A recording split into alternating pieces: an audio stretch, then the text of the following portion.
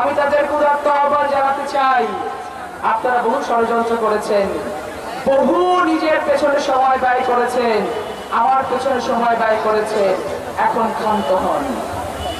আমরা একটি লালপুর বাগাতি পাড়া করতে চাই, যেই লালপুর বাগাতি পাড়াতে আমরা সকলে মিলে ধানের শীষে ভোট দিয়ে ধানের শীষকে জয়যুক্ত করে আমরা আমাদের ভাগ্যের উন্নয়ন ঘটাতে চাই। আমরা চাই আপনারা যারা এখনো ষড়যন্ত্রে লিপ্ত আছেন তারা প্রত্যেকে আমরা যে ইমারত তৈরি করতে চাই সেখানে একটি করে ইট গাঁথুন।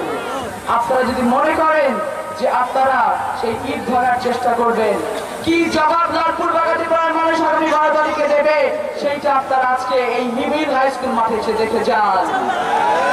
জনসমর্থন সৃষ্টি হয়েছে, জনগণের মানুষের যে আওয়াজ সৃষ্টি হয়েছে, ধানের শীষের যে আওয়াজ সৃষ্টি হয়েছে, আগামী 12 তারিখে প্রত্যেকটি ভোট কেন্দ্রে কেবলমাত্র ধানের শীষ ছাড়া আর কোনো আওয়াজ থাকবে না।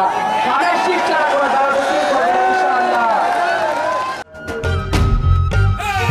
ভোট দিব কিসে ধানের শীষে, বলবেন যে আমার বিটি লালপুরের বিটি, আমার বিটির কবর হবে লালপুরের মাটিতে, আমার বিটি আমাদের ভাগ্যের উন্নয়ন করার জন্য লালপুর বাগাতি পাড়াতে এসছে।